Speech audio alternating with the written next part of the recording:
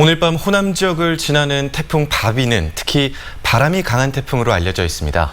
수해 복구도 채 다 진행되지 않은 상황이라서 우려가 커지고 있는데요. 어떤 대비가 필요한지 방재 전문가와 짚어보겠습니다. 호남대 김용철 소방행정학과 교수 나와 있습니다. 교수님 안녕하십니까? 네, 안녕하십니까. 이번 태풍이 바로 그 서해상으로 올라가던데요. 그렇게 예정이 나와 있던데 그러면 어떤 지역들이 특히 위험하다고 볼 수 있을까요? 한반도에 영향을 미치는 태풍은 그 발생 특성상 인도양에서 불어오는 강한 계절풍과 태평양에서 불어오는 무역풍의 영향으로 반시계 방향으로 대기 흐름이 발생하게 됩니다. 이번 바비의 경우 같은 경우는 서해상을 통과할 것으로 예상되기 때문에 태풍의 진로 방향 오른쪽에 위치한 광주 전남 지역의 피해 발생 가능성이 상대적으로 높을 것으로 예상이 됩니다. 아울러서 지난 7일과 8일에 호우로 인해서 산사태가 발생한 지역 및 섬진강 제방이 붕괴된 구례, 곡성, 남원 지역과 광주 도심부에서 침수가 발생했던 지역은 이번 태풍으로 인한 피해 예방에 각별한 주의가 필요하다고 생각합니다. 네. 특히 서쪽 해안 지역에 바람이 많이 분다고 예보가 나와 있는데 이렇게 바람이 불 때 어떤 대비가 필요할까요? 최대 풍속이 강한 태풍으로 인한 피해는 해안가의 경우는 이제 태풍의 눈이 상륙하는 지역의 근처의 해안선을 따라서 발생하는 거대한 물기둥이 발생하거든요. 네. 이로 인한 항만시설 및 제방시설에 피해가 발생할 수 있습니다. 도심의 경우 같은 경우는 간판이라든가 건축물 외벽 그리고 교외 철탑 등이 구조물이 파괴되는 피해가 발생할 수 있고요. 이러한 피해를 예방하기 위해서는 해안가의 경우는 선박이나 항만시설들의 고정이 필요하고 또 도심의 경우 같은 경우는 낙하 위험성이 있는 시설물에 대한 사전 점검이 필요하다고 생각합니다. 네, 호남 지역에도 많은 비가 예보가 돼 있더라고요. 그 이전에 그 수해를 입었던 지역들이 있어서 좀 걱정이 많이 되는데요. 어떨까요?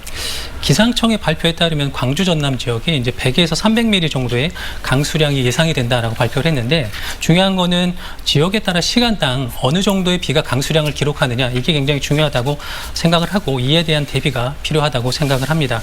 특히 지난 호우로 이제 제방이 유실된 지역 같은 경우는 긴급하게 임시 제방을 설치할 필요가 있고 사면 붕괴 피해가 발생한 지역 같은 경우에는 방수포를 덮거나 임시 배수로를 설치하여 추가 피해를 예방해야 합니다.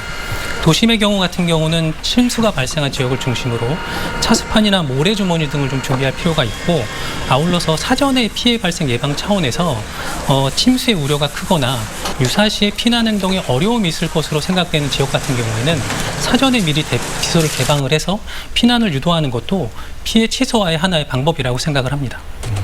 태풍 발생 시 행동 요령 이미 많은 분들이 알고 계시겠지만 놓치기 쉬운 부분 위주로 다시 한번 짚어주시겠습니까?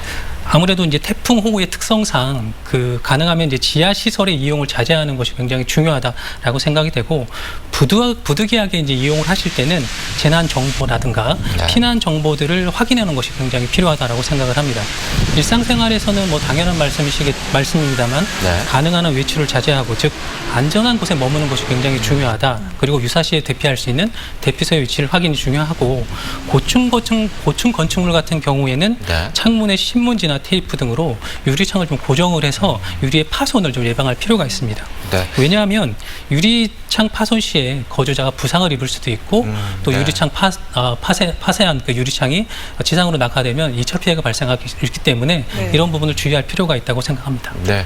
그리고 태풍이 지나간 후에 뭐 산사태 같은 또 2차 피해가 발생할 수 있지 않습니까? 어떤 그런 방제 안전 대책이 나와야 한다고 생각하시나요?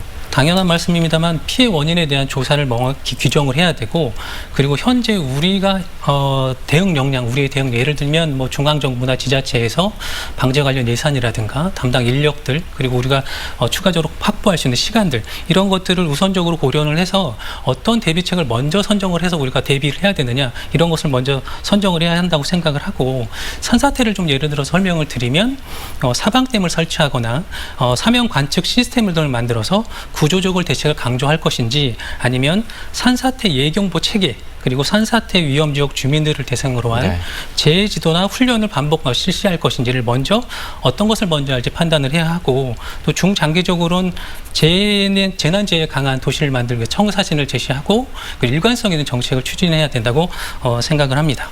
네, 오늘 말씀하신 대로 북상 중인 태풍 바비에 철저한 대비 필요해 보입니다. 오늘 말씀 잘 들었습니다. 고맙습니다. 감사합니다. 고맙습니다.